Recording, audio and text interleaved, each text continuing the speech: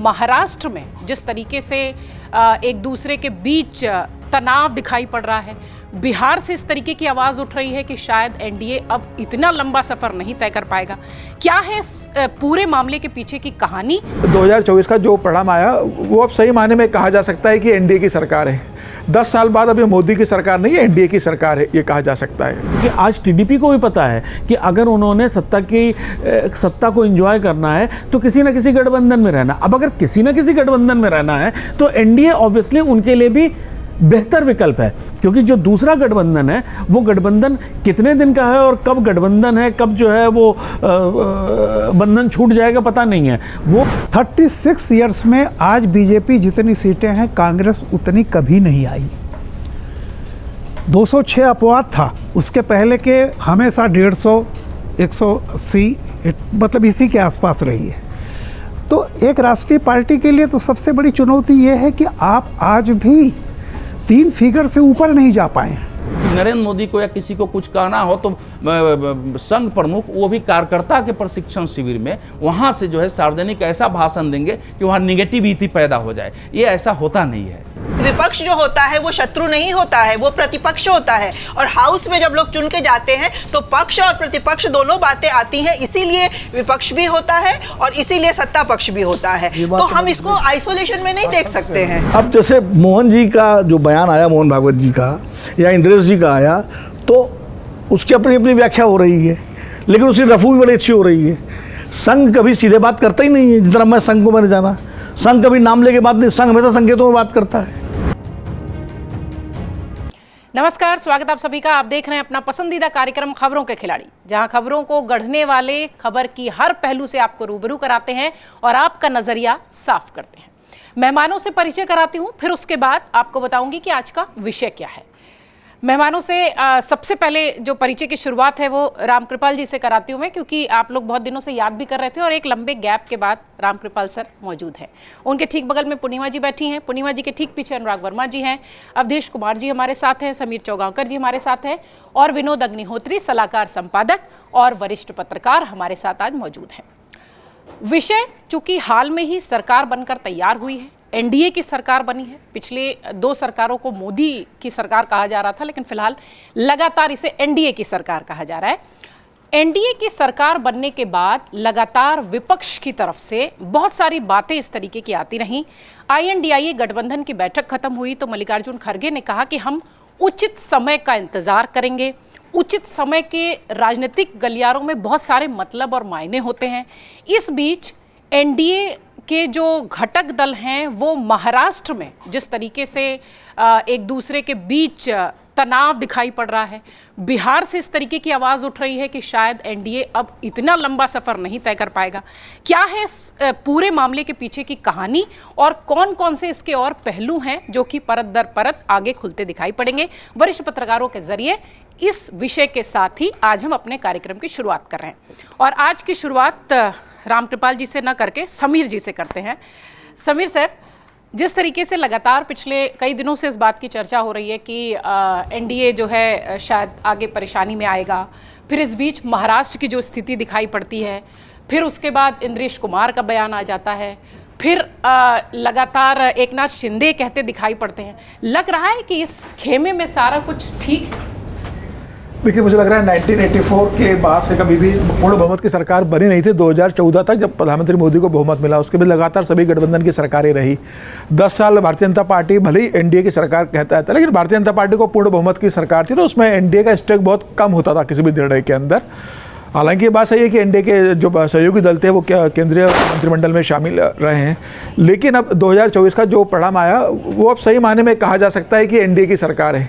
10 साल बाद अब ये मोदी की सरकार नहीं है, एनडीए की सरकार है, ये कहा जा सकता है, क्योंकि 10 साल लगातार जनता मोदी की सरकार सुन रही थी। अब मोदी जी ने भी, अब जब आप देखिए एनडीए की बैठक हुई है तो कहीं पर भी भारतीय जनता पार्टी का जिक्र नहीं किया, जनरली उन्होंने पूरा एनडीए का ही जिक्र किया।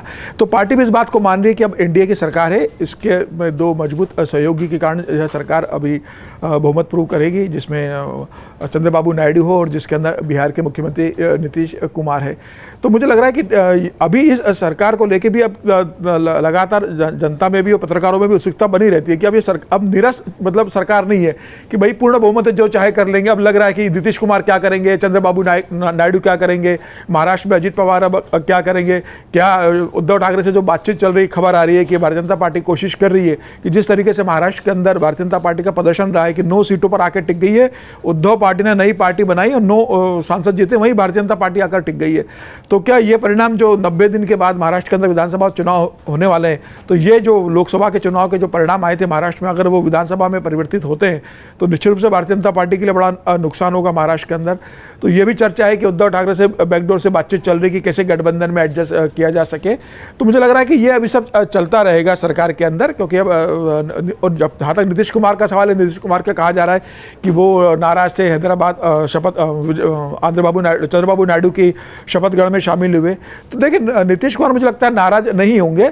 अब उनकी उम्र का भी ख्याल रखना चाहिए, वो स्वास्थ्य उनका ठीक नहीं रहता, उम्र उनकी इतनी हो गई है कि उन्हें प्रधानमंत्री मोदी जितना एक्टिव नहीं माना जा सकता कि जिस तरह से प्रधानमंत्री मोदी लगातार कि भाई सुबह आंध्र प्रदेश में शपथ ग्रहण में चले जाते हैं, शाम को फिर वो उड़ीसा की शपथ ग्रहण में चले जाते हैं, रात को आकर वो बैठक भी कर लेते हैं संगठन की और पार्टी के नेताओं की। तो प्रधानमंत्री मोदी की जो एक्टिवनेस है और जो एनर्जी है उसकी तुलना किसी और नेता से नहीं की जा सकती। और नीतीश कुमार के संग स्वास्थ्य की समस्या है, तो ये कहा जा सकता है कि हो सकता है स्वास्थ्य के कारण वो नहीं गए हो, या बिहार के अंदर उन्हें कुछ बैठकें करनी है उसके कारण नहीं गए होंगे। अब ये तो होता रहेगा, जब भी नीतीश कुमार बैठक में नहीं आएंगे तो कहा जाएगा कि भाई नीतीश कुमार नाराज है, क्या समर्थन वापस देंगे, क्या समर्थन देने के एवज में कुछ बिहार के अंदर कोई बड़ा पैकेज ले लेंगे। तो अब ये लगातार चंद्रबाबू नायडू नीतीश कुमार को लेकर चलता रहेगा। जिस तरीके से अजित पवार के एक सांसद रायगढ़ से जीत कर आए और अजित पवार जिस तरीके से कैबिनेट का मंत्री चाह रहे थे, मना कर दिया गया कि भाई इतना स्पेस दिया नहीं जाएगा, आपको ऑलरेडी महाराष्ट्र के अंदर उप मुख्यमंत्री का पद दिया गया है। तो मुझे लग रहा है कि ये चर्चाएं चलती रहेंगी, लेकिन मुझे लगता है सरकार को कोई दिक्कत नहीं है। देखिए बहुत बहुमत की जरूरत नहीं है, 240 भारतीय जनता पार्टी के पास ऑलरेडी खुद के विधायक है और 32 बहुमत के लिए चाहिए। तो ये गठबंधन की सरकार जरूर है, लेकिन इतनी निर्भर भी नहीं है, कमजोर भी नहीं है कि वो मतलब इनके बिल्कुल जरा से हटने पे या हड़काने पर सरकार पे खतरा आ जाए। देखिए नीतीश कुमार और चंद्रबाबू दोनों का इंटरेस्ट दिल्ली की राजनीति से अपने प्रदेश की राजनीति में होगा। चंद्रबाबू नायडू 5 साल बाद सत्ता में लौटे हैं वाईएसआर रेड्डी को हरा के, तो अभी उनकी फोकस आंध्र प्रदेश के अंदर उन्हें पैसे की जरूरत होगी।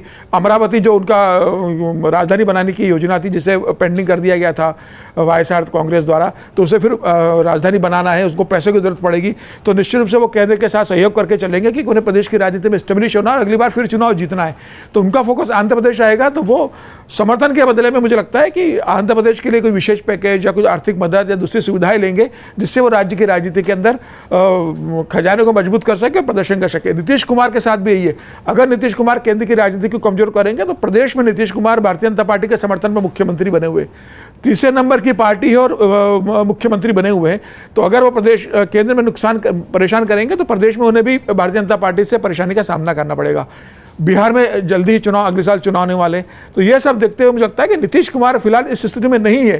ठीक है कि उनका प्रदर्शन अच्छा रहा, 12 सांसद उन्होंने अपने जीत कर आ गए।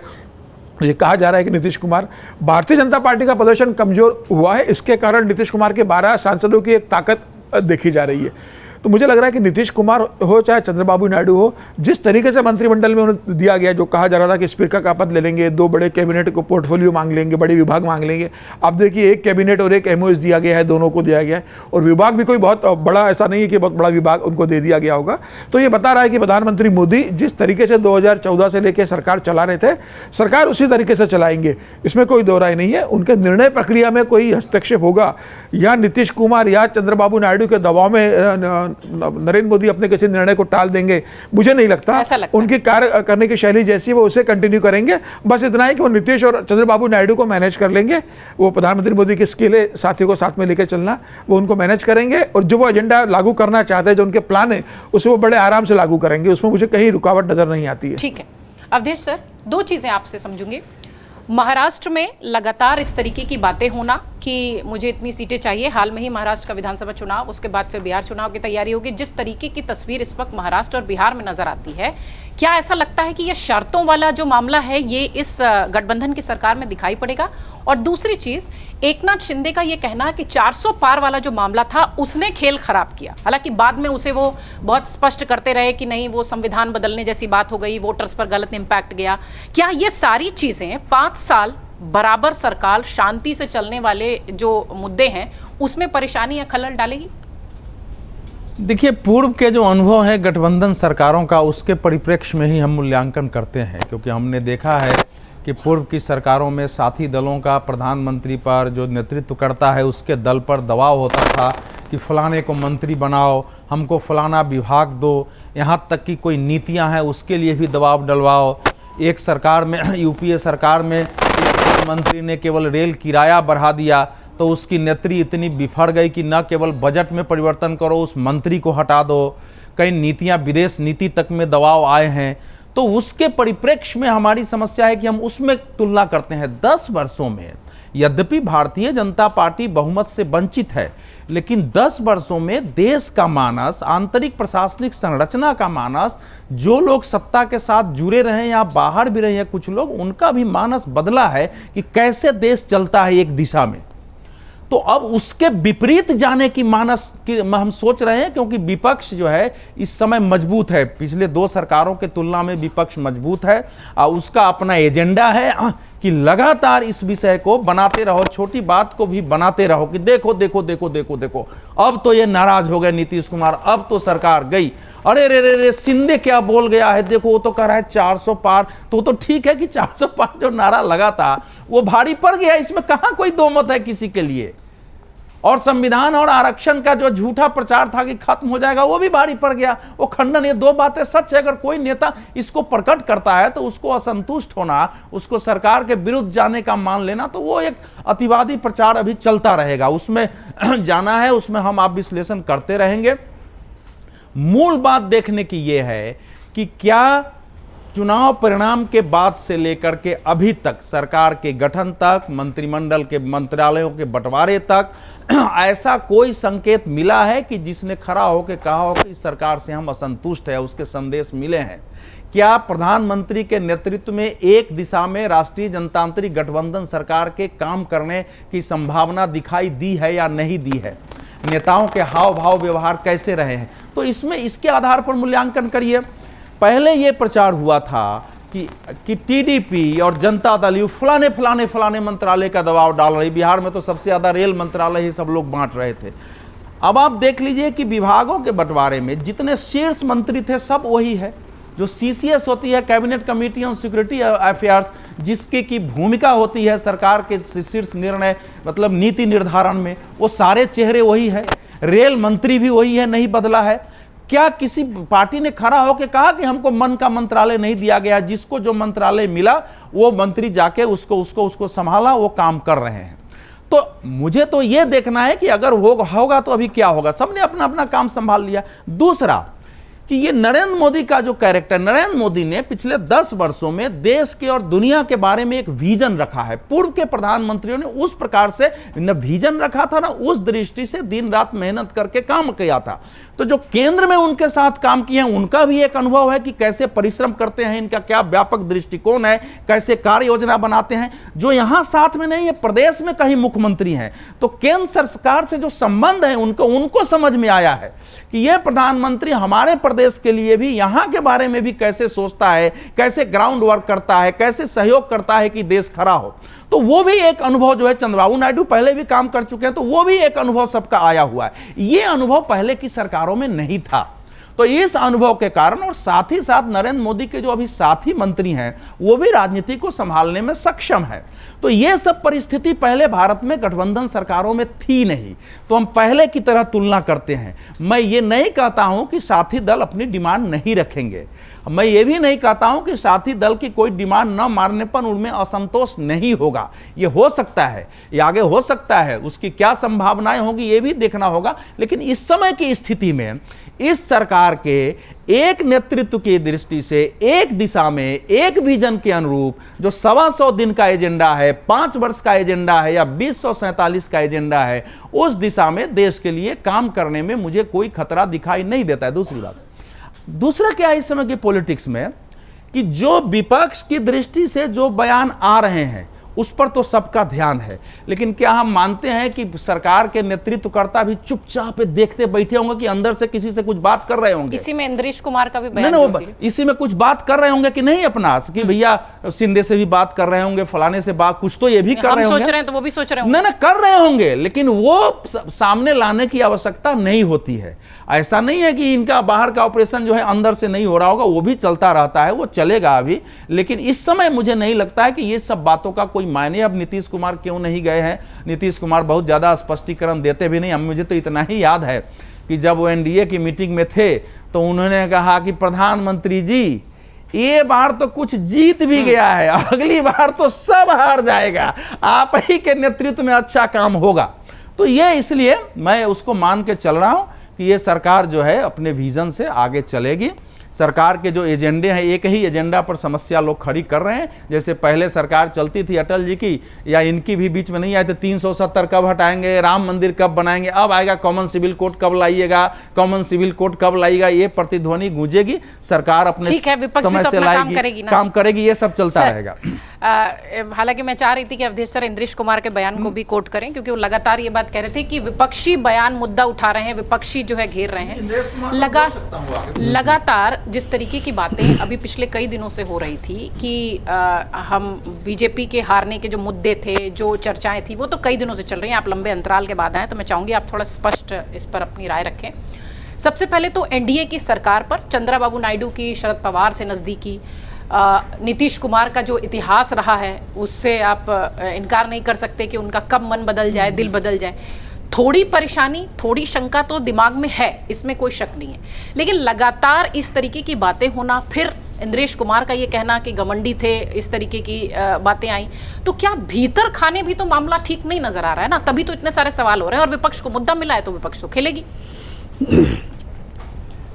आपने अभी एक वाक्य कहा कि बीजेपी की हार, मैं ये नहीं समझ पा रहा हूँ कि बीजेपी अगर हारी है तो जीता कौन है। मेरा एक ही सवाल है किसी से, ठीक है, नहीं मैंने कहा विपक्ष लगातार बोल रहा नहीं, आपने कहा ये वाक्य मैं मानता हूँ, खड़गे भी यही कह रहे हैं। तो सवाल मेरा है कि अगर बीजेपी हारी है तो जीता कौन है, और अगर सब हारे हैं तो जो हारने वालों में भी जो ज़्यादा अंक पाया, अगर सब फेल हुए हैं तो जो हाईएस्ट अंक पाया है उसको तो आप मानेंगे ना कि हारने वालों में भी वो अव्वल है। पहली बात। दूसरी बात, आज जो बीजेपी के सामने चीज़ें आ रही हैं, ज़रा 2014 याद कीजिए या 19 याद कीजिए, रिजल्ट आने के पहले और रिजल्ट आने के बाद, तब भी बीजेपी के सामने चुनौतियां इससे कम नहीं थी। और हम लोगों की थोड़ी याददाश्त कम होती है। 2012 में जब मोदी चुने गए थे और जब मोदी के नाम की बात शुरू हुई थी कि शायद ये प्रोबेबल कैंडिडेट हैं, गुजरात इलेक्शन में उनको लोग बेट लगाए हुए थे कि 3 अंकों में नहीं जाएंगे, और मैंने कहा 3 अंक में जाएंगे। खैर वो जो भी है, जब केशुभाई पटेल रिवोल्ट कर गए थे, मोदी के खिलाफ अहमदाबाद में संघ की तरफ से पोस्टर लगाए गए थे। संजय जोशी, बाकायदा वहाँ पे कैंपेन चलाई गई थी। तोगड़िया से मोदी के टॉकिंग टर्म्स नहीं थे। ऐसा नहीं है, संघर्ष तो देखिए, जो भी पार्टी आज की तारीख में राजनीति में है, मैं कह रहा हूँ कि एनडीए में 21 हों 20 हों, इनके पास भी 20 या 21 जितने भी हों, एक एक पार्टी का नाम ले लीजिए। कौन पार्टी है जिसके पास इतनी फुर्सत है कि वो अपने बारे में न सोच करके दूसरे के बारे में सोचे? कांग्रेस 15, मतलब अगर मैं जोड़ूं तो 1992 के बाद केवल 2009 अपवाद है जब वो 200 के ऊपर गई है। पिछले 34 सालों में 92 से लेकर के कितना हो गया, 92 से लेकर के 30 वर्ष ये हो गया, 24 तो 36 साल, 36 ईयर्स में आज बीजेपी जितनी सीटें हैं, कांग्रेस उतनी कभी नहीं आई। 206 अपवाद था, उसके पहले के हमेशा 150, 180, मतलब इसी के आसपास रही है। तो एक राष्ट्रीय पार्टी के लिए तो सबसे बड़ी चुनौती ये है कि आप आज भी 3 फिगर से ऊपर नहीं जा पाए हैं। जेडीयू के लिए अस्तित्व की लड़ाई है। अब मैं वो कह रहा हूँ कि कौन कौन है जिसके सामने अपनी चुनौतियाँ नहीं हैं। जेडीयू के सामने क्या है, ख़त्म होने कगार पर है। अगर वो मान लीजिए कि आज यहाँ से हट करके जाते हैं, कितने दिन तक नीतीश मुख्यमंत्री रहेंगे? यहाँ रह करके तो कम से कम अगला चुनाव भी अजय मुख्यमंत्री लड़ सकते हैं, क्या मिलेगा नीतीश को? तो ऐसे ही मैं एक बात कह रहा हूँ कि आप देखते जाइए, चुनौतियाँ सबके लिए हैं। ये चैलेंजेस जो रिजल्ट आया है वो सबके लिए चुनौती है। और फिर मैं कहता हूँ कि जब विकल्प नहीं होता तो जो विकल्प है वो आसान है। अगर इससे बेहतर विकल्प कोई होता अपोजिशन के पास तो आज मोदी प्रधानमंत्री क्यों होते? किसी ने बड़े मोहब्बत में तो नहीं बिठाया उनको, मजबूरी में बिठाया है ना। वो मजबूरी बाकी दलों की है। चूँकि आप इस लायक नहीं हुए, इतना संघर्ष करने के बाद 21 लोग मिल करके भी एक पार्टी की उस फिगर तक नहीं पहुँचे। वो ठीक है, आज बड़े बयान बहादुर हैं, जैसे क्रिकेट। मैं एक बात कह रहा हूँ, 9 तारीख को 2 घटनाएं हुई हैं। 9 तारीख को शपथ ली गई है, सबके पोर्टफोलियो बटे हैं, सारी चीज़ें हुई हैं। बीजेपी 244 सीट या 240 सीट लेकर के आई और 272 से नहीं पहुंची। उसी दिन रात को भारत पाकिस्तान का मैच था और पाकिस्तान ने पूरे भारत की टीम को 20 ओवर नहीं खेलने दिया, 19 ओवर में आउट कर दिया। लेकिन लास्ट में 6 रन से जीत गई इंडिया। कोई भारत में नहीं कह रहा है कि बड़ी नालायक टीम थी, कोई पाकिस्तान की टीम को बड़ा नहीं कह रहा है कि बहुत अच्छा किया 19 ओवर में ही हटा दिया। वहाँ तो पाकिस्तानी खिलाड़ियों को जूते दिखाए जा रहे हैं। हमारे यहाँ वाह भारत जिंदाबाद। 6 सीट का फ़र्क है शायद इस गठबंधन और मोदी की, लेकिन मोदी हार गए। हा हा हा हा।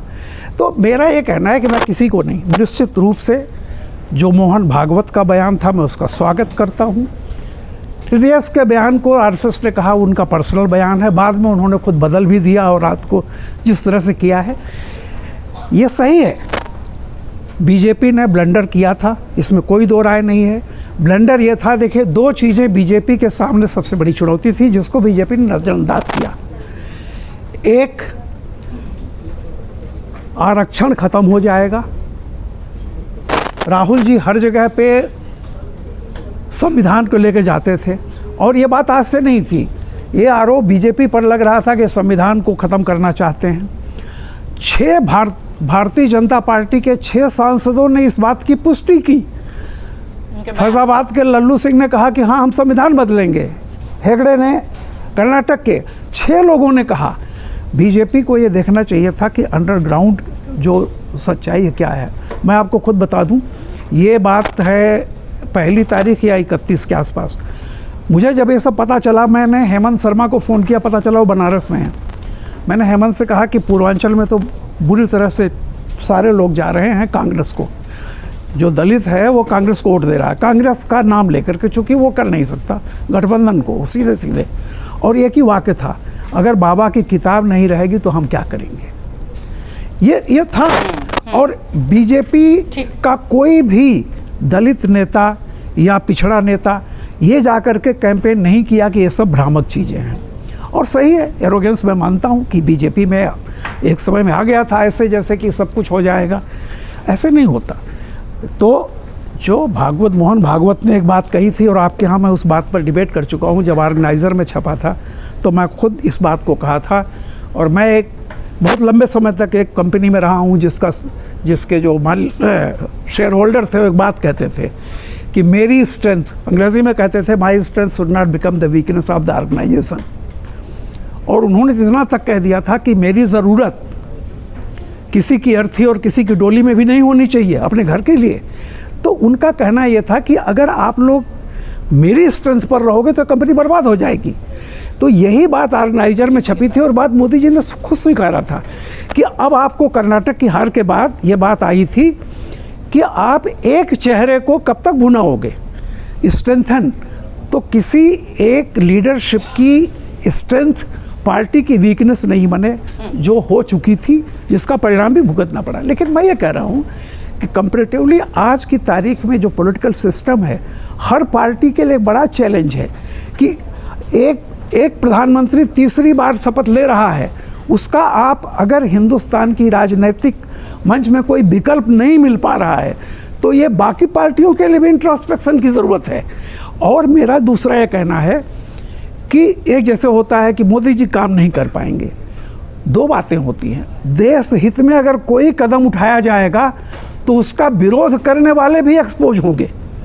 सवाल इस बात का है, जो लोग बहुत बात करते हैं बीजेपी फंस गई, बीजेपी के कोर एजेंडे में 3 चीज़ें थी, सिर्फ 3 चीज़ें, 370, मंदिर और कॉमन सिविल कोड, चौथा कोई मुद्दा नहीं था। ये 3 जिसको कोर कहते हैं, उसमें से 2 चीज़ें ऑलरेडी हो चुकी हैं। तीसरा कॉमन सिविल कोड एक ऐसा चीज़ है जिस पर कि संविधान में भी लिखा है, अदालत ने कितनी बार कहा इस काम को। तो ये बाकी जो 2 मुद्दे थे उस पर कोई मदद बीजेपी को नहीं थी, वो तो पार कर लिया। तीसरा जो मुद्दा है वो देश हित में है, नहीं होता है नहीं होता है, वो कोई प्रेस्टीज इशू बनाने वाला नहीं है, क्योंकि वो एक लीगल टर्म है, संविधान में लिखा है और अदालत ने उसको कई बार कहा है कि आपको करना चाहिए। तो मेरा ये कहना है कि अगर देश हित में कोई कदम उठाया जाएगा तो कोई पार्टी अगर उसका विरोध करेगी तो किन कारणों से विरोध करेगी। एनआरसी है, फलाना है, ढकाना है, जिस पर भी है, ठीक है। अगर लोगों में नहीं सहमति बनती तो अच्छा, ऐसे कानून कब लाने से क्या फ़ायदा, जो कानून थोपा नहीं जाएगा, बहुत अच्छी बात है ये। लेकिन मैं ये कह रहा हूँ कि केवल बीजेपी के लिए जितना चिंता की बात है उससे कम चिंता की बात बाकी पार्टियों के लिए नहीं है। दोनों ही खेमों में चुनौतियां हैं, इनको जोड़ के रखने की बड़ी चुनौती है और इनको बरकरार रखने की बड़ी चुनौती है। पूर्णिमा मैम, आपने तीनों वरिष्ठ पत्रकारों को सुना, मैं चाहूंगी कि आप इस पर पहले अपनी राय दे दें। और दूसरी चीज़ कि जो लगातार अवधेश जी भी कह रहे थे और लगातार समीर जी भी अपनी बात दोहरा रहे थे कि इतनी कोई परेशानी दिखाई नहीं पड़ती है कि सरकार चलाने में कोई दिक्कत आएगी, चाहे चंद्रबाबू नायडू की कितनी भी नज़दीकी रही हो, किसी से कितनी भी दोस्ती रही हो, चाहे नीतीश कुमार का कैसा भी इतिहास रहा हो। अभी भीतर से आवाज़ आने लगी है, अभी वो बॉडी बोलने लगी है जो आपके साथ साए की तरह रहती थी। अब आरएसएस से बीजेपी की वो जो एक कह लीजिए एक बॉन्ड हुआ करता था, अब उस पर प्रश्न उठने लगा है। क्या उसका असर सरकार पे दिखेगा? देखिए प्रतीक्षा, मैं तो बिल्कुल सहमत हूँ सबकी बात से कि गवर्नमेंट चलने में कोई परेशानी नहीं दिखाई दे रही है। हाँ, गवर्नमेंट चलेगी, थोड़ा बहुत पुल्स एंड प्रेशर्स रहेंगे, वो नेचुरल होता है इस तरह की। चूँकि अपनी बहुमत की सरकार नहीं है तो उनको सबसे बातचीत तो करना उनकी मजबूरी होगी और वो बातचीत करके ही सरकार चलाएंगे, इसमें भी मुझे कोई शक नहीं है। और सरकार चलेगी बाकायदा, इसमें भी मुझे कोई शक नहीं है। जहाँ तक नायडू की या नीतीश जी की बात है, चंद्रबाबू नायडू के तरफ से तो मुझे नहीं लगता है कि कोई खतरा है, क्योंकि उनके अपने स्टेट की पॉलिटिक्स ये डिक्टेट करती है कि वो कुछ दिन रहें इस सरकार में, इनके साथ रहें, ताकि उनके जो प्रोजेक्ट्स हैं, जो इतने लंबे समय तक वो बाहर रहे हैं आंध्रा पॉलिटिक्स से, तो कुछ पेट प्रोजेक्ट्स उनके हैं जो कि इनकम्प्लीट हैं, उनको वो पूरा करें। नीतीश जी का चूंकि इसलिए सवालिया निशान लग जाता है क्योंकि उनका अभी जो रिसेंट बिहेवियर रहा है वो थोड़ा सा उनकी क्रेडिबिलिटी पे सवाल उठा देता है। वो कब किसके साथ हैं, कब नहीं हैं, क्यों नहीं है, ये चीज़ें थोड़ी लोगों की समझ में कम आती हैं। दूसरा ये भी चीज़ क्लियर है कि नीतीश जी के लिए मोस्ट प्रॉब्ली ये उनकी आखिरी पॉलिटिकल चांस है। वो इनिंग्स के अपना स्वास्थ्य के लिहाज से भी, और उनकी जो गिरती सेहत है, जो उनकी जो पकड़ है, वो उसके लिहाज से भी मुझे लग रहा है, जो बिहार की राजनीति की पकड़ की मैं बात कर रही हूँ, तो नीतीश हो सकता है फ़ायदा नुकसान देख के इधर उधर अपना करने का मन भी बनाए, लेकिन सिर्फ नीतीश के मन बनाने से भी सरकार तो गिरती नहीं है। तो सिर्फ नीतीश भी पाला अगर बदल लेते हैं तो भी सरकार नहीं गिरेगी, ये उनको भी पता है, ये विपक्ष को भी पता है और ये मोदी जी की सरकार को भी पता है। तो सरकार ऐसा मुझे कोई नहीं दिख रहा है कि निकट भविष्य में गिरने का कोई सिनेरियो बन रहा है। आपने जो अंदर की बातें कही, हाँ, इसकी वजह से एक चर्निंग जरूर शुरू हो गई है, और अंदर की बात कोई ऐसे वैसे छोटे छुटभैया लोग कह रहे हो ये बात नहीं है। खुद संघ प्रमुख का कहना, और फिर इंद्रेश जी बहुत सीनियर है संघ में, आई थिंक कि वो मुख्य प्रचार उनके सालों से काम करते रहे हैं, बहुत उनकी इज्जत है अपने ऑर्गेनाइजेशन में, और संघ तो वो बॉडी है जिसने कि इस पार्टी को जन्म दिया है। भाई आइडियोलॉजिकल पेरेंट तो संघ ही है ना, तो अगर पेरेंट ही अपने ऑफस्प्रिंग पे कोई सवाल उठाएगा तो उसकी चर्चा तो होगी, वो अंदर भी होगी, बाहर भी होगी, पत्रकार भी करेंगे, विपक्ष भी उसको मुद्दा बनाएगा, और ये नेचुरल है। अब उस चर्चा का कोई बहुत रैडिकल आउटकम मुझे नहीं दिखाई देता है। बहुत से बहुत क्या होगा, कोर्स करेक्शन होगा। भाई हम ये सोच के अगर खुश हो रहे हैं अंदर बैठ के कि मोहन भागवत ने कह दिया और इंद्रेश जी ने कह दिया और उधर शिंदे जी ने कह दिया तो मोदी जी को हटा के किसी और को बना दिया जाएगा नेता, ऐसा होने वाला नहीं है। अगर संघ की वही मंशा होती तो भाई चुनाव तो 2 महीने चले थे, प्रचार तो 2 महीने से भी लंबे टाइम से चल रहा था, उसमें क्यों नहीं, अगर उनकी मंशा ये होती कि उस लीडरशिप में कोई चेंज करना है तो वो बीच में आवाज़ उठा सकते थे। मणिपुर की बात जैसे मोहन भागवत जी ने की, मणिपुर तो 1 साल से डिस्टर्ब एरिया है, वहाँ आग लगी हुई है, तो वो नहीं, मेरे को लगता है कि संघ का अल्टीमेट पर्पस है। कोर्स करेक्शन जरूर एक पर्पस हो सकता है और थोड़ा उसमें मार्गदर्शन हो सकता है कि उनको लगता हो कि जो दूसरे नेता हैं उनके साथ कंसल्ट करके एक प्रेशर बनाया जाएगा तो सरकार उनकी बातों को ज़्यादा मतलब अहमियत देगी, ज़्यादा उनको वेटेज मिलेगा, तो ये हो सकता है। लेकिन संघ ने जो बातें कही हैं वो अपने आप में बीजेपी के लिए भी और खास करके प्रधानमंत्री मोदी के लिए, बेशक ये कोई कह दे कि ये तो मतलब ऐसे ही कहा गया था, कार्य सेवकों के लिए एक डायरेक्शन था, वो ऐसा नहीं है। वो बिना नाम लिए भी उन्होंने जो कुछ कहा है वो संघ के इस सरकार के कार्यकाज की शैली पर टिप्पणी थी, मोदी जी के ऊपर पर्सनल टिप्पणी थी, इसमें हमें कोई दो राय नहीं है। तो इस चीज़ को वो समझें और हो सकता है भाई मोदी जी भी संघ के कार्यकर्ता रहे हैं और काफ़ी लंबे समय तक संघ से जुड़े रहे हैं, तो मुझे नहीं लगता है कि उनको कोई फ़र्क नहीं पड़ेगा इन चीज़ों से। कभी कभी इंसान जब बहुत ज़्यादा एब्सोल्यूट पावर जब हो जाती है हाथ में तो उसको शायद अपनी कमियां नहीं समझ में आती हैं जब तक कि कोई दूसरा उसको बताए, हाँ, रियलाइज ना कराए। तो शायद मोदी जी को भी इस चीज़ का एहसास होगा कि कुछ चीज़ें हुई हैं जो गलत हुई हैं और हो सकता है इस टेन्योर में उसको वो खुद भी दुरुस्त करने की कोशिश करे। तो सरकार को लेके मुझे कोई कहीं पे नहीं दिखाई दे रहा है कि खतरा है, लेकिन हाँ, चर्निंग शुरू हो गई है, चर्चा शुरू हो गई है। उस चर्चा से हमें तो ये उम्मीद है कि कुछ अच्छा ही निकलेगा। चलिए अनुराग जी, सब जी 2 लोग बोलने के लिए बाकी है, मोहन भागवत जी पर, और इस पर चर्चा होती तो चूंकि बहुत बातें आई है, थोड़ा मेरे से जरूर टिप्पणी 2 मिनट आप ले लीजिएगा। कोई भी हमारे देश की समस्या यह है कि बिना उस पूरे किसी के भी वक्तव्य को पुनः देखे हुए कहाँ बोल रहे हैं, क्यों बोल रहे हैं, राजनीतिक दृष्टि से उसके अर्थ लगाए जाते हैं। मैंने उस पूरे भाषण का मेरे पास वीडियो भी है, 4006 शब्द का, पूरे एक एक शब्द का ट्रांसक्रिप्ट भी है। संघ प्रमुख के 2 भाषण पर बहुत देश का ध्यान रहता है। एक विजयादशमी का भाषण है और पहले तृतीय वर्ष जो उनका प्रशिक्षण होता है 3 साल का, उसके समारोह भाषण का। अब उसको कार्यकर्ता विकास वर्ग कहा जाता है कि जिस कार्यकर्ता में जैसा गुण है उसके अनुसार विकास करो।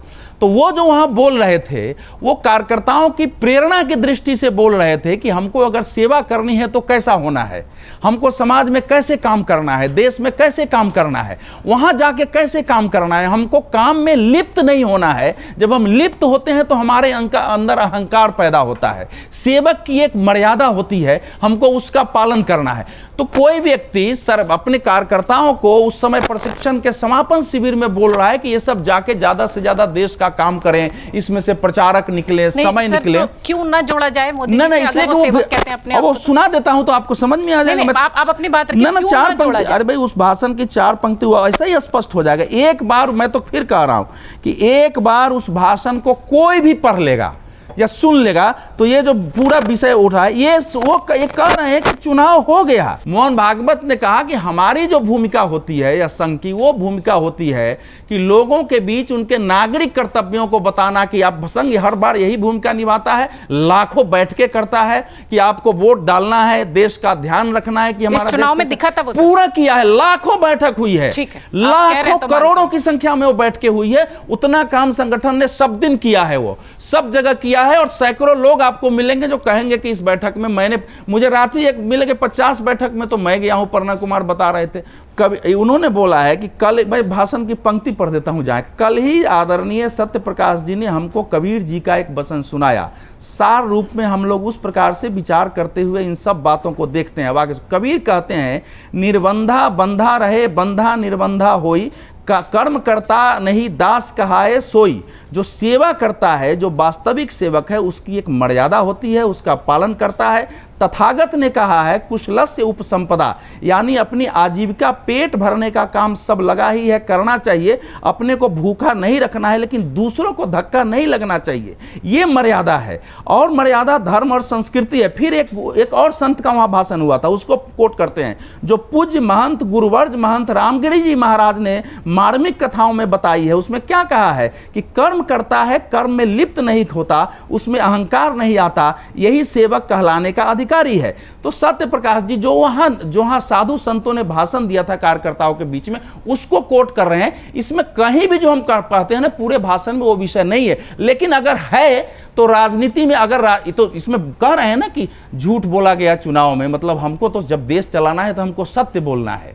दोनों पक्ष इसलिए होते हैं कि एक पक्ष से सारी सच्चाई सामने नहीं आती है, लेकिन हमारे यहाँ चूंकि एक दूसरे को धक्का देने की प्रवृत्ति है, इसलिए दोनों पक्ष से भी सच्चाई नहीं आती, लेकिन हमको उसमें नहीं पड़ना है। हमारी वृत्ति नहीं है कि ऐसा क्यों करना है, तो हमको उससे परे हटके देश का काम करना है। अब चुनाव खत्म हो गया, लोग तनाव उसमें होता है, उससे बाहर आके सब मिलजुल के जो चुनौतियां हैं उसको सामना करें। जैसे मणिपुर की चुनौती है, हमारे सामने इकोनॉमी चुनौती, ये बातें उन्होंने रखी है। उसमें कहीं किसी को, और संघ की ये स्थिति नहीं आ गई है कि नरेंद्र मोदी को या किसी को कुछ कहना हो तो संघ प्रमुख, वो भी कार्यकर्ता के प्रशिक्षण शिविर में वहां से जो है सार्वजनिक ऐसा भाषण देंगे कि वहां निगेटिविटी पैदा हो जाए। ये ऐसा होता नहीं है। एक चीज मैं ऐड करना चाहूंगी, कोई भी भाषण हो, स्टेटमेंट हो, कुछ भी हो, वो आइसोलेशन में नहीं देखा जा सकता है। और चुनाव में ठीक बात तो समय काल परिस्थिति के कॉन्टेक्स्ट में ही देखा जा सकता है। जब वो समय काल परिस्थिति ये है तो उसको हम सिर्फ एक बहुत बौद्धिक भाषण, एकेडमिक स्पीच नहीं मान सकते हैं। दूसरा, उन्होंने खुल के कहा है कि विपक्ष जो होता है वो शत्रु नहीं होता है, वो प्रतिपक्ष होता है। और हाउस में जब लोग चुन के जाते हैं तो पक्ष और प्रतिपक्ष दोनों बातें आती हैं, इसीलिए विपक्ष भी होता है और इसीलिए सत्ता पक्ष भी होता है। तो हम इसको आइसोलेशन में नहीं देख सकते हैं। बिल्कुल, और चुनाव का ठीक बात तो बिल्कुल नहीं। मैं चाहती हूँ अनुराग जी अब इसमें आप भी फटाफट अपनी राय रख दें। जिस तरीके से अभी सबको आपने सुना कि लगातार इस तरीके की बातें आई कि एनडीए की सरकार तो कोई खतरा नहीं दिख रहा है, लेकिन भीतर से अब ये आवाज उठ रही है।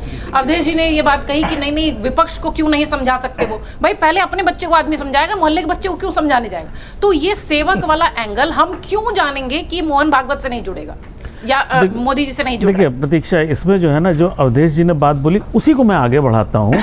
ये फिर जो आज से 3 महीने पहले शुरू हुआ, जो एक विपक्ष ने नैरेटिव सेट किया कि संविधान खत्म होने वाला है, उसी की तरह का ये एक नया नैरेटिव है कि बहुत ज़्यादा अंदर गड़बड़ चल रही है, कि एकदम घर के अंदर भी लड़ाई हो रही है, एलाइज के साथ भी लड़ाई चल रही है, और एकदम बस घमासान होने वाली है, सरकार बचने वाली नहीं है, बस 2 महीने 3 महीने में कुछ ना कुछ होने वाला है। ये भी एक उसी तरह का नैरेटिव है जो पहले चलाया गया, वो अभी चलाया जा रहा है। और अगर आप सत्ता पक्ष के लोगों को देखेंगे तो उनकी बॉडी लैंग्वेज कहीं से ऐसी नहीं दिखती है कि कहीं कुछ गड़बड़ चल रहा है, और ना ऐसा कुछ गड़बड़ होने की मुझे संभावना दिखाई देती है। उसका एक बेसिस है।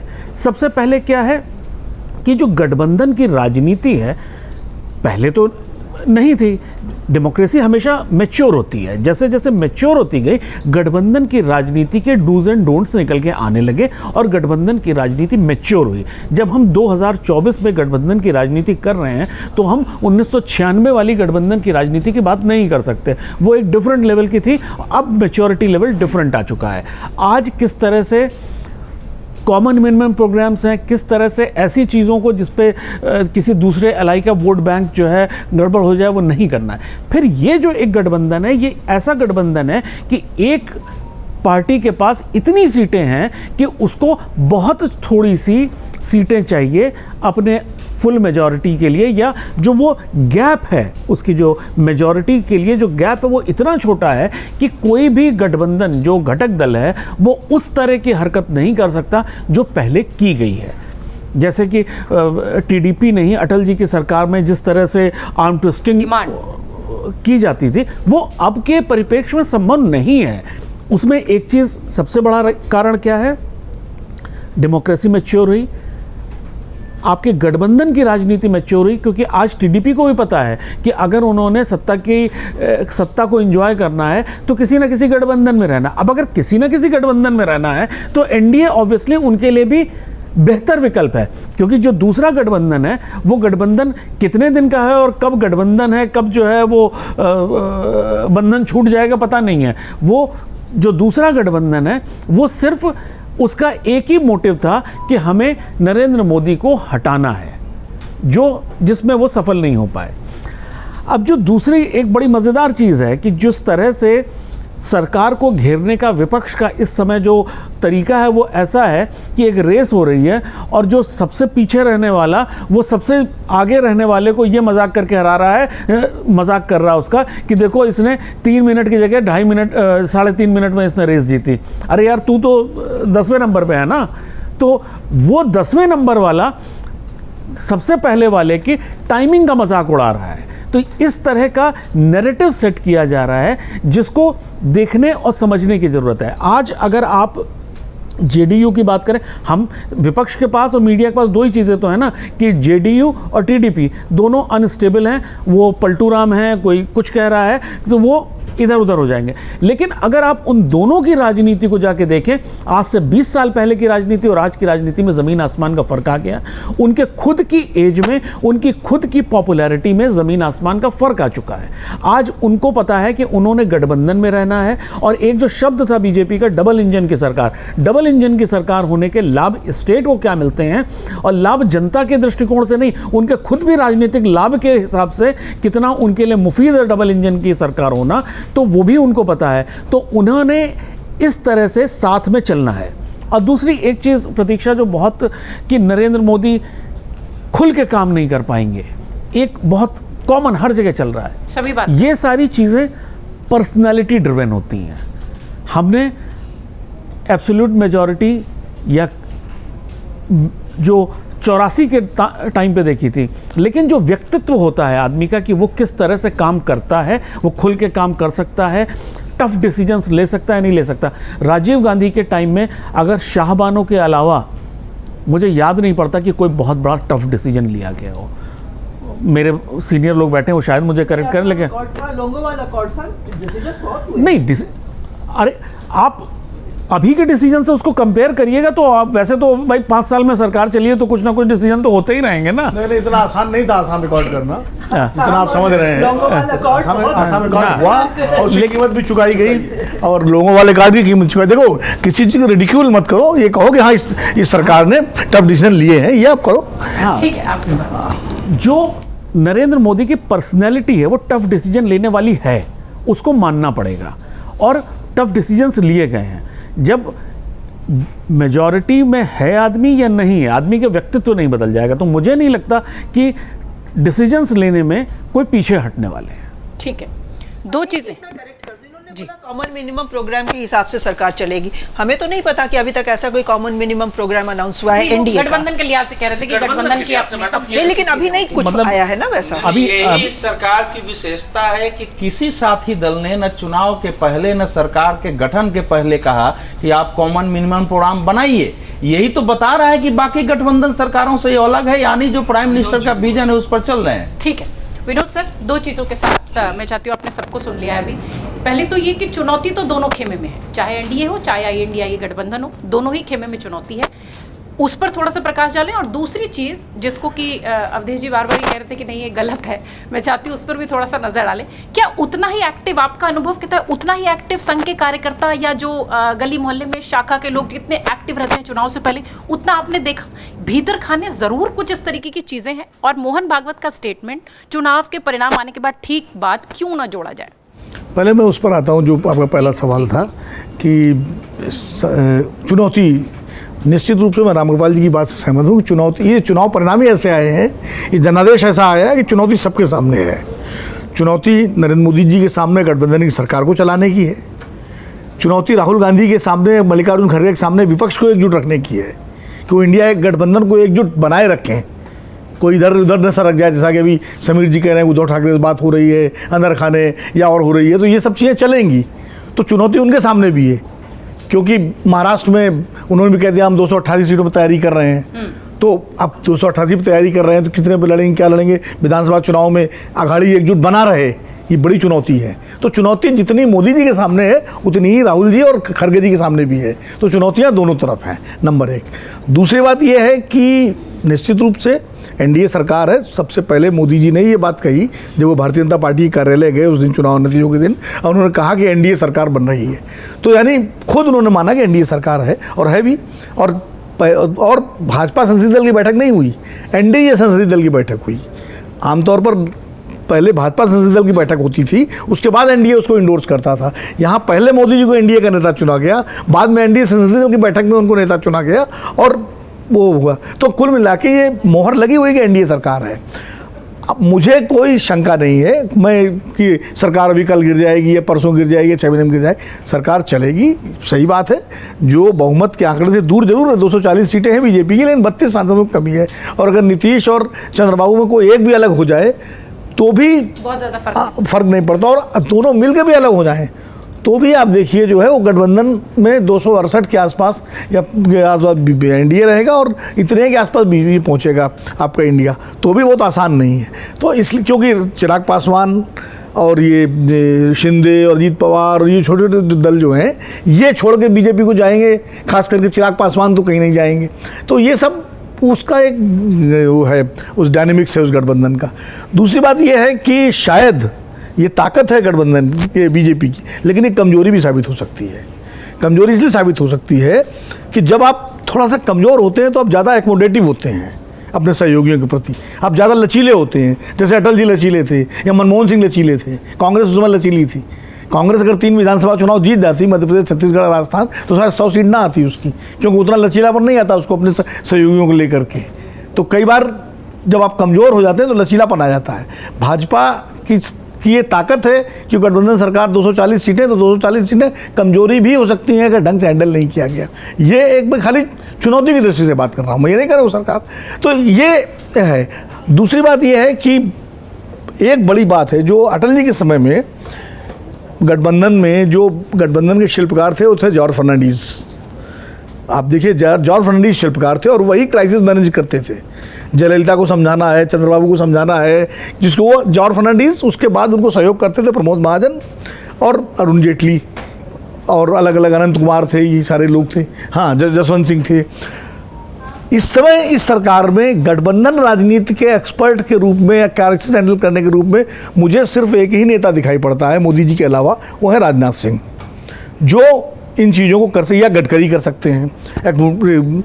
लेकिन क्या गडकरी और राजनाथ सिंह को इतना स्पेस मोदी जी देंगे, ये एक प्रश्न है कि भाई आप चीज़ों को संभालिए, या वो सारी चीज़ें अपने ऊपर ही लेंगे जो उनकी शैली है काम करने की, केंद्रीकरण। क्योंकि हम सब मान रहे हैं कि अपना व्यक्तित्व नहीं बदलेंगे। अभी तक देखिए जो सरकार का गठन हुआ है उसमें कहीं भी किसी तरह का समझौते या कंप्रोमाइज़ की गुंजाइश नहीं दिखाई पड़ी। सारे मंत्रालय बीजेपी के पास हैं, सारे मंत्री भी वही हैं पुरानों में, कोई मंत्री भी सीसीएस वही है, सब कुछ वही है। तो कहीं से मोदी जी ने कोई ऐसा संकेत नहीं दिया है कि ये लगे कि अब ये मंत्रालय उनको देना पड़ा मजबूरी में, नायडू को या ये नीतीश को देना पड़ा। तो कुल मिलाकर के वो संकेत उन्होंने दिया है। लेकिन ये भी है कि कुछ कंटेंशियस इश्यूज़ हैं। सरकारें गठबंधन की कब गिरती हैं या कब संकट में आती हैं, जब कोई ऐसा मुद्दा जो सहयोगी दलों को सूट नहीं करता उस पर जब सरकार चलने लगती है तब सरकार में संकट पैदा होता है। इस सरकार के सामने जो कंटेंशियस इश्यूज़ हैं, जैसे यूसीसी की बात हुई, वो एक हो सकता है। अगर उस पर ज़्यादा परसू किया सरकार ने तो सहयोगियों को दिक्कत हो सकती है, खासकर चंद्रबाबू और नीतीश को। दूसरा, आंध्र प्रदेश में जो चंद्रबाबू नायडू का जो तेलुगु देशम का घोषणा पत्र है, वो इतना ज़्यादा मुस्लिमों की बात करता है जितना कांग्रेस के घोषणा पत्र में तो नाम भी नहीं मुसलमानों का। पूरे चुनाव में मुसलमानों को निशाने पर लेकर के पूरा चुनाव लड़ा बीजेपी ने, मंगलसूत्र से लेकर के और मुजरे तक, है ना, पूरी एक चेन है। और अगर चंद्रबाबू ने अपना घोषणा पत्र लागू करना शुरू किया, जो कि करना है उनको, वो नरा लोकेश, उनके बेटे जो चंद्रबाबू के बेटे नरा लोकेश हैं, उनके आप जो इंटरव्यूज़ आए हैं उसमें उन्होंने कहा है कि हम तो अपना एजेंडा लागू करेंगे। ये बीजेपी को तय करना है कि वो हमारे एजेंडे के साथ है कि नहीं है। तो वो तो अपना, और वहाँ बीजेपी सरकार में भी शामिल है। तो क्या जिस सरकार में बीजेपी शामिल है वो सरकार अगर 4% मुसलमानों का आरक्षण कंटिन्यू करती है, वो सारे वायदे पूरे करती है मुसलमानों के लिए, तो क्या बीजेपी उसमें कंटिन्यू रह पाएगी स्टेट में? ये प्रश्न आएगा, चुनौती। ये मुद्दे जो है ये चुनौती पेश कर। गवर्नेंस में कोई चुनौती नहीं होगी। अब वो निर्मला सीतारमण फाइनेंस मिनिस्ट्री करें और अमित शाह जी गृह मंत्री, इससे कोई दिक्कत नहीं है किसी को। प्रॉब्लम वहाँ आएगी क्योंकि वहाँ मामला सीधे से वोट का है, उसको कैसे हैंडल करती है भारतीय जनता पार्टी और उसके लोग, ये एक चुनौती है। दूसरी बात ये है, तो ये तो चुनौतियों की बात हो गई। बाकी विपक्ष के सामने मैंने बता ही दिया कि अभी दो तीन चुनाव आने हैं, महाराष्ट्र, आपका हरियाणा, जो झारखंड, उसके बाद अगली बार बिहार है। तो विपक्ष अपने को कैसे एकजुट रखता है, ये बड़ी चुनौती है। कोई एजेंडा लेके चलेगा, ममता जी के साथ क्या रिश्ते रहेंगे, पार्लियामेंट में कैसे बिहेव करेंगे, बहुत सारी चीज़ें। अभी स्पीकर के चुनाव पर क्या होता है, विपक्ष एनडीए अपना कैंडिडेट लाएगा, विपक्ष उसको कैसे करेगा, ये। अब मैं आता हूँ जो दूसरा प्रश्न आपका था आरएसएस वाला। देखिए, हमारे कई मित्र जो है जो रफू का काम बहुत अच्छा कर लेते हैं। पहले रफूगर हुआ करते थे ना शहरों में, रामगोपाल जी को मालूम होगा, हम सबको मालूम होगा कि हम अब तो आजकल बच्चे जरा सा बटन टूट गई तो शर्ट चेंज कर देते हैं। हम लोगों के ज़माने में तो खोंचा लग जाए, कोना फट जाए तो जाके रफू करवाते थे, पहनते थे। तो अब जैसे मोहन जी का जो बयान आया, मोहन भागवत जी का या इंद्रेश जी का आया, तो उसकी अपनी अपनी व्याख्या हो रही है, लेकिन उसकी रफू भी बड़ी अच्छी हो रही है। संघ कभी सीधे बात करता ही नहीं है, जितना मैं संघ को मैंने जाना, संघ कभी नाम लेके बात नहीं, संघ हमेशा संकेतों में बात करता है हमेशा। मतलब जब से कम मैंने पत्रकारिता शुरू की, बाला साहब देवरा जी संघ प्रमुख थे, तब से लेकर के सुदर्शन जी और रज्जू भैया और मोहन भागवत जी, हर संघ प्रमुख संकेत में ही बात करता है। अटल जी के ज़माने में बहुत गतिरोध पैदा होता था, हमेशा संकेत में बात होती थी। बाद में आते आते वो सुदर्शन जी इतना उखड़ने लगे थे कि वो तो सीधे नाम लेके हमला करने लगे थे, एक समय आया था। और सबसे बड़े उस सरसंघ चालक नहीं थे, लेकिन संघ में और संघ परिवार में सबसे प्रतिष्ठित नेता थे दत्तोपंत ठेंगड़ी जी, जो बाकायदा अपनी सरकार के खिलाफ धरने बैठ गए थे दिल्ली में, मजदूर नीतियों को लेकर के अटल जी की सरकार के खिलाफ। तो ऐसा नहीं कि पहली बार ऐसा हो रहा है, ये सब इसका इतिहास रहा है। मोहन भागवत जी लंबे समय से इस तरह की बात करते रहे हैं, बीच बीच में मुसलमानों को लेकर के उन्होंने जैसे कई बार कहा, ज्ञानवापी मस्जिद का मसला आया तो उन्होंने कहा हर मस्जिद में शिवलिंग क्यों खोजना भाई। इस तरह वो बीच बीच में संकेत देते रहे हैं कि अपना एक अलग दृष्टिकोण वो रखते रहे हैं। सरकार को लेकर के ये बात सही है, वो बात में अवधेश जी की बात से मैं कतई असहमत नहीं हो सकता। अगर वो माँ कह रहे हैं कि बैठकें हुई हैं संघ के कार्यकर्ताओं ने काम किया है, तो मैं उसमें कोई अधिकारी नहीं हूँ कि मैं उस पर असहमति जाहिर करूँ, क्योंकि मेरे पास वो सूचनाएं नहीं है। अगर अवधेश जी कह रहे हैं तो मैं मानता हूँ किया होगा उन्होंने, संघ के लोगों ने अपने तरीके जैसे उनकी पद्धति है, जैसे वो काम करते हैं, कर रहे होंगे। लेकिन ये बात ज़रूर है, परसेप्शन के लेवल और धारणा के लेवल पर जिस तरह विश्व हिंदू परिषद के लोग, जिस तरह बजरंग दल के लोग, जो संघ के अनुसांगिक संगठन है, या दुर्गा वाहिनी है जो, और तमाम उनके लोग जिस तरह मोहल्लों में, गलियों में, गाँवों में जा कर के राष्ट्र निर्माण के लिए लोगों को प्रेरित करते थे चुनाव के समय कि राष्ट्र के लिए आपका सहयोग ज़रूरी है, राम मंदिर बनाने वाली सरकार को दोबारा लाना है, ये जो राम जी को लाए हैं उनको फिर से लाना है, जैसे उत्तर प्रदेश के चुनाव के समय किया हो रहा था, वैसा कुछ इस बार कम से कम हमको दिखा नहीं। हुआ होगा ज़मीन पर तो अलग बात है, फिर तो एक और चिंता का विषय है कि संघ की इतनी मेहनत के बावजूद अगर 240 रह गई तब तो ज़्यादा चिंता का विषय है। अगर करोड़ों संघ के कार्यकर्ता लगे भाजपा के लिए और फिर भी 240 रह गई तो ज़्यादा का चिंता का विषय है। अभी तक तो हम सोच रहे थे संघ वाले नहीं लगे इसलिए 240 रह गई, तो अगर ये लगे तो मुझे लगता है फिर तो ज़्यादा गंभीर चिंता का विषय है। लेकिन ये जरूर है कि संघ और भारतीय जनता पार्टी के संबंधों को लेकर के हमको किसी भ्रम में नहीं रहना चाहिए। हम ये माने कि संघ भाजपा के खिलाफ खड़ा हो जाएगा और झंडा लेकर के मोदी जी के खिलाफ खड़ा हो जाएगा, बिल्कुल गलतफहमी है, ऐसा कतई नहीं होगा। संघ भारतीय जनता पार्टी की आत्मा है, आत्मा जग गई है। क्या होता है ना, कई बार आत्मा सोई रहती है और आप तमाम उल्टे सीधे काम करते रहते हैं, फिर अचानक आत्मा जगती है, अरे यार ये दूसरी गलती हो गई, ये गलत हो गया, ये नहीं होना चाहिए था, हमने इसके साथ ये अत्याचार कर दिया। तो अभी तक जो चल रहा था वो आत्मा सोई हुई थी, अब आत्मा जग गई है। तो आत्मा को ये अनुभव हुआ कि ये गड़बड़ियाँ हुई हैं हमारे शरीर से। शरीर क्या है? भाजपा, संघ है आत्मा। तो शरीर से गलतियां हुई हैं, उन गलतियों को ठीक किया जाए। तो आत्मा ने एक तरह से चिताया है कि भाई अपने आप को सुधारो, लेकिन इसका ये मतलब नहीं कि आत्मा शरीर को छोड़ देगी। आत्मा जिस शरीर छोड़ देगी शरीर निष्प्राण हो जाएगा। इसलिए मुझे लगता है कि संघ और ये भाजपा के अपने रिश्ते हैं और भाजपा को एक तरह से वो संकेतों में समझाया है और इशारा किया कि भाई अपना रवैया, अपनी रीति नीति, अपनी शैली बदलिए, थोड़ा इंक्लूसिव होइए और विपक्ष को भी समावेशित करिए, साथ रखिए। तो ये संघ की एक शैली है, मुझे लगता है ये इसको इस रूप में मैं देखता हूँ। बिल्कुल सर, कुछ जोड़ना चाह रहे थे? जो विनोद जी कह रहे थे उसी बात को मैं थोड़ा सा पुराना याद दिलाना चाहता हूँ लोगों को। संघ, जनसंघ और राष्ट्रीय स्वयंसेवक संघ, इनका जो संबंध है, डीएनए है, इसका सबसे बड़ा कि दोनों बिल्कुल एक हैं, मतलब उनमें अलग अलग विचारधारा, और जैसे कहते हैं ना 1977 में जब जनसंघ इकट्ठा हुआ था तो संघ की भूमिका को लेकर के तमाम विवाद उठे थे। उस समय मधुलिमय सारे पार्टियां बनी थी। तब जेपी ने एक बात कही थी, जयप्रकाश नारायण ने तब उस समय उठा था कि यह राष्ट्रद्रोही संस्था है और ये था। तब जयप्रकाश जी ने मंच से कहा था कि अगर राष्ट्रीय स्वयं संघ राष्ट्रद्रोही है तो मैं राष्ट्रद्रोही हूँ। पहली बात। दूसरी बात, 3 साल ये सरकार चलने के बाद वहाँ पे दोहरी सदस्यता का मामला उठा। यानी एक तरह से जनसंघ के सामने प्रस्ताव रखा गया जो लोग थे कि भाई अब आप जनता पार्टी हो गए हैं, अब आप जनसंघ नहीं रहे, तो संघ से अपनी सदस्यता छोड़ दीजिए। इस पर बीजेपी, तब बीजेपी नहीं थी, मैं आज संदर्भ में, तब जनसंघ के तमाम उन लोगों ने जो जनता पार्टी में गए थे, उन्होंने कहा कि हम सत्ता छोड़ देंगे लेकिन दोहरी सदस्यता नहीं छोड़ेंगे। हमारे लिए संघ हमारी मतलब सब कुछ है, प्राणवायु है, जीवन है, हम उसको नहीं छोड़ सकते। और नतीजा क्या हुआ कि सरकार गिर गई। जनसंघ ने सत्ता को गंवा दिया, संघ को नहीं छोड़ा।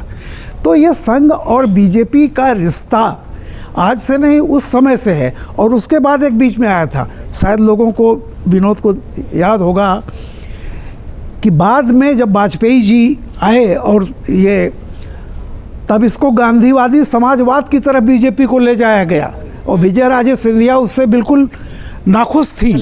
ये हुआ कि नहीं, बिल्कुल एक अलग गांधीयन सोशलिज्म पर इस बात को किया गया। फिर अल्टीमेटली वो नहीं चला और फिर पलट करके आया। तो संघ और एक बीजेपी जो पॉलिटिकल उसकी धारा है, उसमें संघर्ष होते रहे हैं हमेशा। और ये बता दूं, मैं इस बात को मैं कतई, कभी कभी संघ जो है उसकी जो विचारधारा है वो बीजेपी के रास्ते में अड़चन होती है, और कभी कभी बीजेपी की जो हठधर्मिता है वो संघ के लिए। पर संघ जो हुआ अभी, जैसे मुसलमानों के सवाल पर बिल्कुल सही कह रहे हैं, ये जो बात उठाई गई, मेरा ये कहना है कि कोई पार्टी अगर धर्म के आधार पर आरक्षण दे रही है तो ये फैसला पॉलिटिकल पार्टी नहीं करेगी। अगर वो इलीगल है तो सुप्रीम कोर्ट फैसला करेगी। अगर सुप्रीम कोर्ट ने किसी चीज़ को ओके किया हुआ है तो फिर आप उसे धर्म से जोड़ करके उसका विरोध मत कीजिए। बहुत साफ बात है। यानी जिस तरह से हिंदू मुसलमान बीजेपी ने किया, संघ उस तरह से हिंदू मुसलमान नहीं करता था। देखिए, ये बहुत तरह की चीज़ें हैं, समय समय पर आएंगी, ये चलता रहता है। लेकिन मैं जो बात कह रहा था कि जैसे एक घर होता, परिवार होता है, एक सिंपल बात है, मुखिया जो होता है, अगर घर का उसका बेटा पड़ोसी से झगड़ करके आया है, भले गलती पड़ोसी की हो तो डांटता अपने बेटे को है। ये एक स्वस्थ परंपरा है। समय समय पर जागरूक करते रहना, चेताते रहना बड़ा स्वाभाविक होता है। सफलता, देखिए, सफलता हमेशा अहंकार के पैकेट में आती है और उस पैकेट से पाने वाले का मोह होना बड़ा स्वाभाविक होता है। मैं हमेशा इस बात को कहता हूँ, जो उस पैकेट को फेंक दिया वो बच पाता है, लेकिन बहुत मुश्किल होता है। कई बार पैकेट इतना आकर्षक होता है ना कि जो ओरिजिनल सामान है उससे ज़्यादा पैकेट लोग ड्राइंग रूम में सजा के रख लेते हैं। ये अक्सर एक गलत चीज़ की बोतलें जो होती हैं वो अक्सर पैकेज में ऐसी आती हैं। रामकृपाल जी ने दिया। मुझे लगता है कि हम लोग लगभग एनडीए और इंडिया की दोनों ही, इंडी गठबंधन की जो चुनौती है उसको देखते हुए मुझे लगता है सारे हमारे वरिष्ठ पत्रकारों ने, मेहमानों ने बहुत स्पष्ट अपनी बातें रखी है और आपका नजरिया भी इस पर साफ हुआ होगा। नो डाउट कि दोनों खेमे में चुनौतियां हैं, लेकिन सरकार, एनडीए की सरकार जो बनी है उस पर कोई ऐसा बहुत खतरा अभी फिलहाल नहीं नजर आता है। तमाम हमारे मेहमानों का भी यही मानना है। हाँ, जो आरएसएस और बीजेपी के संबंधों की बात है, तो वो जो चीजें इस डिस्कशन से, इस चर्चा से निकल कर आई वो ये कि आत्मा चेता रही है शरीर को कि मामला दूसरी दिशा में जा रहा है, इसे ठीक करो। सिर्फ इतना ही मामला है। बहुत शुक्रिया आप सबका, तमाम हमारे मेहमानों का भी बहुत शुक्रिया। ये लोगों का विचार है, वो आत्मा चिता रही है कि नहीं चिता रही है। बहुत बहुत शुक्रिया आप सबका हमारे कार्यक्रम से जुड़ने के लिए। कमेंट्स के जरिए जरूर बताइए किस तरीके के मुद्दे और कैसे विषय आप इस कार्यक्रम में और चाहते हैं। बहुत धन्यवाद। अगर आप ये वीडियो YouTube पर देख रहे हैं तो हमारे चैनल को सब्सक्राइब करें और बेल आइकन को दबाना ना भूलें। अगर आप Facebook पर ये वीडियो देख रहे हैं तो हमारे पेज को लाइक करें।